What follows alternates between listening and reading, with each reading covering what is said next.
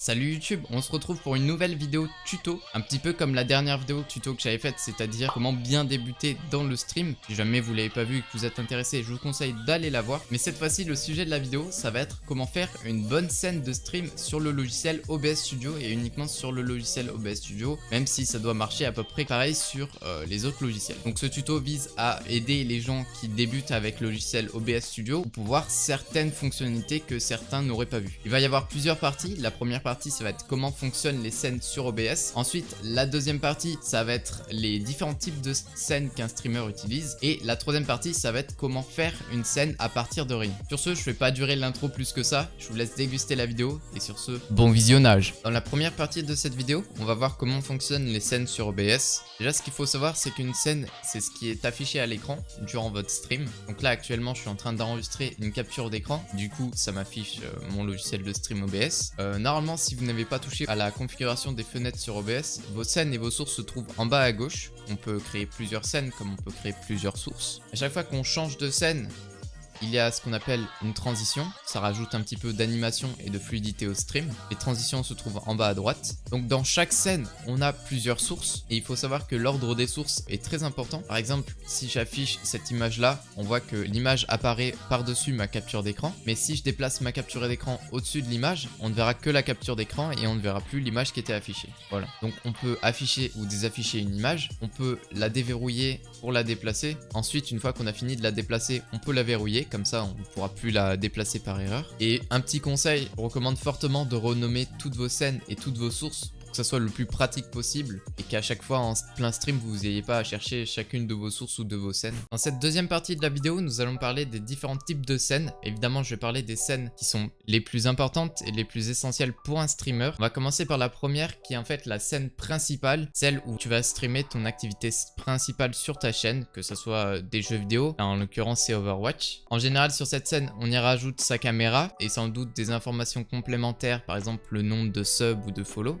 Ensuite, on va parler de la scène que j'appelle la scène discussion qui te permet d'être en fait un peu plus proche avec tes viewers et comme son nom l'indique, qui te permet de mieux discuter et interagir avec eux, notamment en affichant le chat et diverses informations comme les subscribes, les follow et les donations. N'hésite pas aussi à mettre tes réseaux sociaux sur celle-ci. Ensuite, nous allons parler de la scène pause, appelez-la comme vous voulez, mais en gros, mettez en pause votre stream histoire qu'il ne soit pas interrompu par un événement, par exemple, je ne sais pas, un membre de ta famille qui vient soudainement te déranger. Je dis ça totalement au hasard. Et sur ce genre de scène, n'hésitez pas à notamment à rajouter de l'animation avec des gifs, des vidéos ou de la musique tout simplement. La scène de début et de fin porte bien son nom aussi. Il s'agit d'une scène à mettre avant de commencer un live ou à la fin du live, soit pour remercier les gens, soit pour leur dire que le live va bientôt commencer. Et cette scène te permet aussi de configurer le stream tout en le démarrant. Et enfin, ce que j'appelle les scènes personnalisées, là ce sont les scènes qui font libre cours à votre imagination. Par exemple, voilà. N'hésitez pas à vous incruster, à faire quelque chose de vraiment stupide. En fait, c'est ça qui est incroyable avec OBS Studio, c'est qu'on peut vraiment faire n'importe quoi. Pour finir, pour la dernière étape de cette vidéo, on va voir comment créer une bonne scène sur OBS. D'abord, je vous recommande de faire un truc, c'est d'aller dans l'onglet fichier, puis de cliquer sur les paramètres, aller dans l'onglet audio et de désactiver en fait l'audio du bureau et l'audio du micro si jamais ils sont activés pour vous. Car je trouve que c'est bien plus pratique en fait de rajouter manuellement l'entrée micro et l'entrée audio, l'audio du PC en fait, ce que vous entendez. Comme ça, vous pouvez régler l'audio sur chaque scène de manière différente.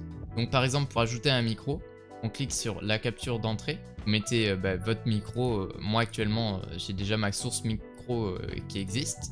Une fois que vous avez fait ça, vous avez votre source micro qui est apparue. On fait la même chose avec la capture du son du bureau, ce qui se passe sur votre ordinateur. C'est exactement la même chose. Actuellement, j'ai ma source son qui est présente. Voilà. Ensuite, pour capturer votre écran, si vous voulez faire une capture d'écran comme je fais actuellement, moi je suis en train de capturer mon logiciel OBS pour vous montrer qu'est-ce qui se passe. Si jamais vous voulez capturer un jeu, c'est tout simple. Vous rajoutez la source capture de jeu. Je vous conseille fortement d'utiliser la capturer une fenêtre spécifique au cas où des fois ça ne marche pas tout le temps quand les applications sont en plein écran. Et si une fois que vous avez votre jeu de lancé, vous cliquez sur le jeu qui vous propose. Actuellement là je n'ai pas de jeu de lancé, j'ai juste mes logiciels bloc-notes et VoiceMeeter en arrière-plan, c'est tout. Si jamais vous voulez capturer une fenêtre d'un logiciel en particulier, ben c'est pareil, c'est exactement pareil. Là, il va détecter automatiquement les fenêtres qui sont déjà ouvertes. Actuellement, là, j'ai mon bloc-notes. Voilà, je vous conseille de garder toutes les captures sur une seule et même scène. C'est bien plus pratique et au moins, tu te retrouves pas avec 15 000 scènes. Et pour t'y retrouver un peu, tu peux créer un groupe où tu mets plusieurs captures par exemple. Tu positionnes bien ta capture juste au-dessus du micro et du son et tu as juste à glisser à l'intérieur les captures de jeu, de fenêtres ou de capture d'écran. Et comme ça, tu gagnes de la place dans tes scènes et ainsi que dans les sources. Et si jamais sur ta scène tu veux mettre un layout, c'est quelque chose d'esthétique, de pratique et qui permet d'afficher plusieurs informations à la fois. Il te suffit juste d'aller cliquer sur image, on nomme ta source layout.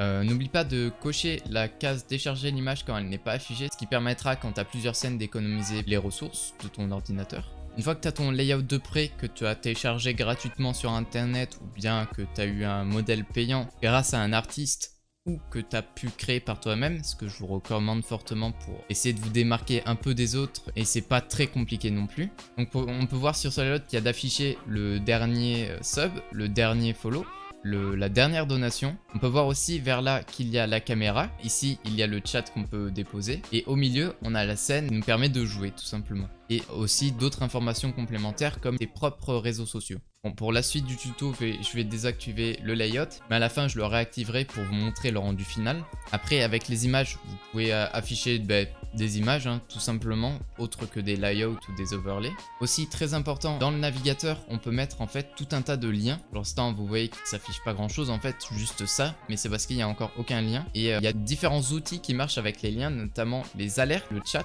et tous ces outils-là, on peut les trouver directement sur le site de Streamlabs. Par exemple, l'alerte box. Une fois que vous êtes connecté avec votre compte Twitch, vous allez dans l'onglet All Widgets, vous cliquez sur Alert Box. Là, ils vont mettre plein d'informations, je vous laisse customiser. Vous pouvez mettre tout un tas de trucs, des vidéos, des photos, des sons, etc. Mais ce qui nous intéresse ici, c'est de copier le lien. On va revenir sur OBS, on va pouvoir mettre dans la source navigateur et vous allez pouvoir copier et coller votre lien tout simplement dans la partie URL. Voilà, il n'y a rien de plus simple. Donc là, vous avez vos alertes. Ensuite, par exemple, si on veut le chat, on va devoir créer une autre source navigateur. On va appeler chat. Pour le chat, c'est pareil. Il faut à nouveau se rendre sur le site de Streamlabs. On va dans les All Widgets.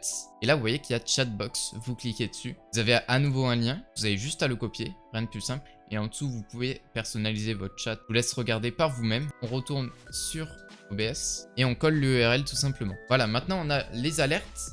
Les alertes que je vous conseille de positionner plutôt au milieu, en haut. Après, vous faites comme vous voulez. On a aussi le chat. Bon, pour l'instant, c'est vide, il n'y a absolument rien parce que rien ne s'est passé dans le chat. On va désactiver tout ça. Ensuite, si jamais sur votre scène, vous avez besoin de lancer une vidéo ou une musique, mais à partir d'un fichier, c'est tout simple, il faut aller sur Source Média. Tu l'ajoutes, tu sélectionnes le fichier ou la vidéo que tu veux. Et après, c'est très simple, on a juste à afficher la vidéo ou la musique qu'on veut. Aussi, par exemple, clocher l'option lire en boucle. Comme ça, à chaque fois, la vidéo, elle ne se terminera jamais. Moi, par exemple, dans mon layout, j'ai une petite vidéo d'un sac de nœuds. Même si c'est 2 fois rien, c'est toujours sympa. Ensuite, on arrive dans les derniers types de sources. Le texte, si jamais vous avez besoin de mettre du texte sur votre stream, que ce soit des phrases, un certain nom, quelque chose, quoi que ce soit. Par exemple, si vous avez besoin de mettre le nom de votre dernier follow, on va faire ça tout de suite. Vous pouvez écrire des noms à la main ou des mots à la main, mais là, en l'occurrence, on veut le nom de notre dernier follow. Et logiquement, on veut que ça se mette à jour automatiquement. Si jamais vous voulez les derniers follow, les derniers subs pour avoir ces informations, il faudra vous rendre sur le site de Streamlabs et vous devez télécharger en fait un logiciel qui s'appelle Streamlabs que vous aurez besoin de lancer à chaque fois que vous êtes en train de streamer. En fait. C'est juste de le télécharger en appuyant sur le bouton Windows. De toute façon, je vous mettrai le lien dans la description. Une fois que ceci est fait, vous pouvez lancer tout simplement Streamlabs. Et à chaque fois que vous allez le lancer, en fait, ça va réinitialiser les données ou alors s'il est toujours en cours d'exécution, les données vont être mises automatiquement à jour sur votre stream. Donc là, comme vous pouvez le voir, il y a toutes les dernières activités. Une fois que vous avez lancé le logiciel, il va y avoir un dossier qui s'est créé. Essayez de repérer là où il s'est créé. Donc on retourne sur notre source texte. On va lire à partir d'un fichier. On va parcourir. Et donc là, vous retournez là où Streamlabs s'est installé sur votre PC. Généralement, c'est pas très loin de votre disque dur, si vous voyez ce que je veux dire. Et ensuite, par exemple, là, ce qu'on veut, c'est le follower le plus récent. Donc on va chercher comme quelque chose qui s'appelle comme Most Recent Follower. On va l'ouvrir et hop, on a le nom du dernier follow qui vient de s'afficher. Bon là, le texte est juste énorme. On peut le régler par exemple dans la police. On peut baisser largement la taille. On peut choisir même la couleur, la police, etc. Il nous manque maintenant un dernier élément avant de pouvoir tout organiser.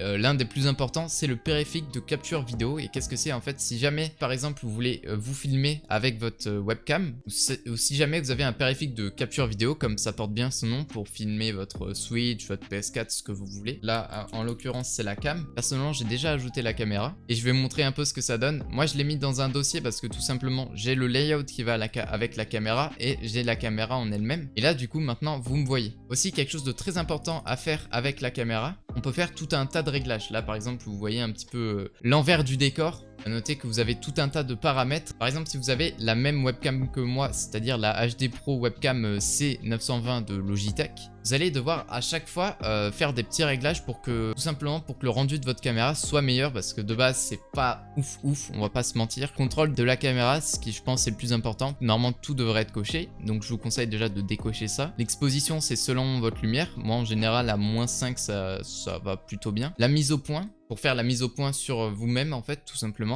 Et le zoom, si jamais votre caméra est trop proche ou trop loin. Une fois que vous avez fait ces réglages là, si jamais il y a des éléments du décor que vous ne voulez pas sur votre caméra, vous pouvez tout simplement faire clic droit sur la caméra, transformer et éditer la transformation. Et vous avez tout un tas de valeurs, par exemple la position de la caméra, mais ce qui est surtout intéressant c'est la taille du cadre. Vous pouvez rogner à gauche, à droite. Par exemple si je rogne à gauche, vous voyez que sur les côtés, ça commence tout simplement à être rogné. Moi je vais remettre comme c'était. Et une fois qu'on a tous ces éléments, je vous conseille de bien tout renommer pour pas vous y perdre et de tout bien ranger, de savoir qu'est-ce qui va apparaître en premier sur l'écran. En général je mets l'alerte en premier, le chat aussi, le nom des followers je vous conseille aussi de le mettre assez haut. Donc là par exemple on va afficher le layout, on va essayer d'imbriquer toutes les sources à l'endroit où il faut. Par exemple la capture de jeu, on va modifier sa taille, normalement ça devrait passer. Bon là je le fais un petit peu à la va-vite mais c'est pour vous montrer. Voilà, vous aurez peut-être, vous le ferez mieux que moi, ça c'est sûr. Ensuite la caméra, on va la déplacer aussi.